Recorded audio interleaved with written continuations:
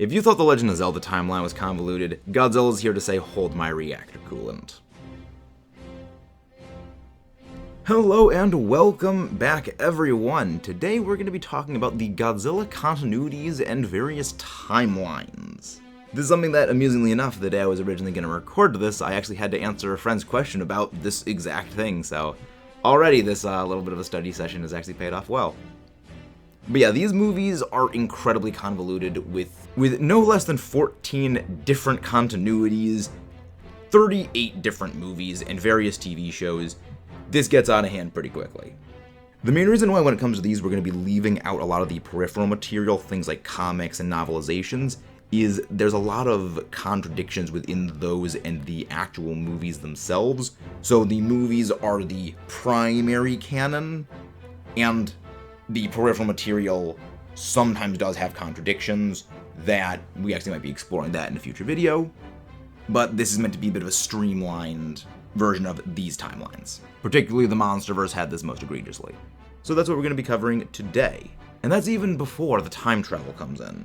So we're going to be breaking down each one of the different continuities. We're not going to be going into the individual movie progression, or basically the biography of each individual Godzilla for each individual continuity timeline, which, depending on how well this does, we may go do that. So leave your thoughts below. This is the Showa continuity, the first timeline for Godzilla, starting with the original Godzilla, and including Godzilla Raids Again, King Kong vs. Godzilla, Mothra vs. Godzilla, Ghidorah the Three-Headed Monster, Invasion of Astro Monster, Ibra Horror of the Deep, Son of Godzilla, All Monsters Attack, Godzilla vs. Hedorah, Destroy All Monsters, Godzilla vs. Gigan, Godzilla vs. Megalon, Godzilla vs. Mechagodzilla, and the last movie released in this continuity was Terror of Mechagodzilla. But because of the timeline shenanigans with Destroy All Monsters taking place in 1999, that is the end point of this timeline. However, this timeline is not just limited to the Godzilla movies. Because of all the various crossovers that take place, we have Rodan, Mothra, Varan, Atragon, Frankenstein vs. Baragon, War of the Gargantuans, King Kong Escapes, and the Zone Fighter television show, all taking place within this exact same continuity. Yes, as you can see, this is already getting out of hand. The second continuity is the Heisei era, and this was a relatively short continuity, but this one also does involve some time travel shenanigans, which kind of throw a bit of a monkey wrench in things. Like most of the classic Toho continuities, it does start with the original Godzilla, with the follow-on being Return of Godzilla being a second Godzilla. Then there's Godzilla vs. Biollante, and then there's the one where everything gets weird, which is Godzilla vs. King Ghidorah, which is where the time travel shenanigans come in, which removed Godzilla from the past, but yet later movies still reference the previous movies, so even if you remove Godzilla, it didn't actually change the timelines all that much. Again, it makes no sense, and that's why, depending on how well you guys like this, we might do a separate video just covering that. But then there's Godzilla vs. Mothra, The Battle for Earth, Godzilla vs. Mechagodzilla 2, Godzilla vs. Space Godzilla, and ending with Godzilla vs. Destroya.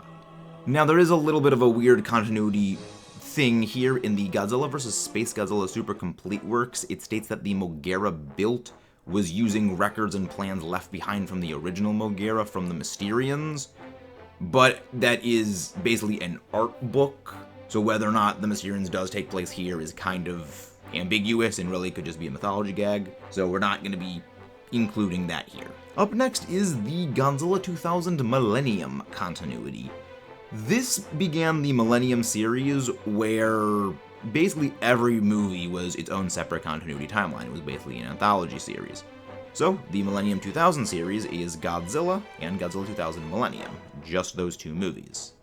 After that, there was Godzilla vs. Megagyros, but this is where we get a bit of a deviation in the timeline, as Godzilla vs. Megagyros states that the original Godzilla from 1954 is actually the same Godzilla that is rampaging in Godzilla vs. Megagyros, suggesting that, actually outright stating, that the Oxygen Destroyer, was not actually used on the original Godzilla. So while 95% of the original movie are canon to this timeline, the last little bit with the Oxygen Destroyer being used is not part of it. I know, it's weird. Then there is the GMK continuity, GMK standing for Godzilla, Mothra, King Ghidorah, Giant Monsters All-Out Attack, And this lumps in the TriStar Godzilla timeline of just the TriStar Godzilla movie, not including the follow-on Godzilla the series, which we'll get into that in a bit. But this timeline includes the original Godzilla, TriStar Godzilla, and GMK itself. Since we just mentioned TriStar Godzilla, the TriStar continuity includes the 1998 TriStar Godzilla movie and the follow-on Godzilla the series TV show. Despite the GMK continuity suggesting that Godzilla TriStar takes place after the original Godzilla movie, in this one there is no such reference to that, which is why this is its own separate bubble. Then we have the Kiryu Saga. At least that's what the common name for this is, which is the original Godzilla movie, Godzilla against Mechagodzilla, and Godzilla Tokyo SOS. However, due to a number of cameo appearances and references earlier on in both of the movies, this includes Rodan, Varan, Mothra, Etrigan, Frankenstein vs. Baragon, War of the Gargantuans, King Kong Escapes, and the Space Amoeba. Yes, you can see the timelines get a bit out of hand, which is one of the reasons I freaking love them. Of the final classic Toho continuities, we have Godzilla Final Wars. This is the only one of the classic Toho movies to not have continuity with the original. Even though Godzilla did first appear in 1954, it is not canonical to the original film in any part really other than Godzilla simply existed. Unlike Megagyros, where basically everything other than the Oxygen Destroyer was canon. This is why, despite the appearance of monsters like Zilla, Rodan, Mothra, those movies are not canonical here. The main ongoing Godzilla continuity is the Monsterverse. This is the American Godzilla movies, first starting with Godzilla 2014, but also including Kong Skull Island, Godzilla King of the Monsters, Godzilla vs. Kong, and Godzilla Kong the New Empire, as well as the Monarch Legacy of Monsters Season 1 and Season 2, as well as a number of comics.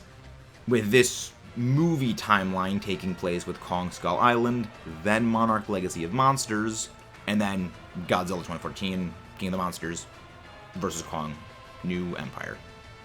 Again, timelines do get a little bit wonky, but at least this one is mostly self-contained. Then there is Shin Godzilla, which is its own separate little bubble. Godzilla -1, despite some mistranslations of press releases before it came out saying that it was in the same continuity as Shin Godzilla, -1 is its own continuity, which, depending on things, may or may not be getting a sequel. So, this may be a secondary ongoing Godzilla continuity. Then there is the Godzilla Netflix anime trilogy, starting with Godzilla Planet of Monsters, Godzilla City on the Edge of Battle, and Godzilla the Planet Eater. There are a few books that do add a little bit more things, much like the Monsterverse continuity, but we're not going to be going into those because this does primarily stick to the movies alone, and TV shows. And this has absolutely nothing to do with any of the movies whatsoever, but I have to bring this up because it's so adorable and cursed at the exact same time. Chibi Godzilla raids again. This is an animated youngling television series that has chibi versions of the Godzilla monsters, and I really just wanted an excuse to talk about this thing. I just had to bring this up, mostly because I actually really do love the design they have of actual proper Godzilla in it, because it actually looks pretty baller. But other than that, there's a fairly non-specific design of it, which is just, fairly generic Godzilla. Again, I really just wanted to bring this up because I think it's freaking hilarious. Like, I'm seriously, just look at some of the marketing things on this. This is absolutely hilarious. Which, side note, Godzilla is a series that would be absolutely perfect for multiple TV shows. And I know that they have done a couple of Godzilla TV shows in the past, things like Godzilla Singular Point, Monarch Legacy of Monsters, and Godzilla the Series, but each of those is not as much Godzilla focused. I mean, well, Singular Point is a bit departing from Godzilla. I don't know, I just find it a bit strange that they haven't really done that, which possibly video on that in the future. And that is all for the main movie continuities. And the Hanna-Barbera Godzilla TV show, which is once again its own separate timeline and continuity. Yes, when I said this thing can give the Legend of Zelda timeline a run for its money, I wasn't messing around. But that is going to be all for today. If you haven't done so already, please don't forget to subscribe for more, leave a like, comment your thoughts below, let us know, would you like to see a more in-depth explanation of every single one of the timelines in their own separate videos? And we have several more projects in the works. New videos should be coming out every single week, and this is our secondary channel. Our primary channel, Maxis, focuses much more on gaming videos and streams. Link to that should be in the description below, and by this point we should have a Discord link to our server in the description box below. I will see you next time. Long live the Kaiju King.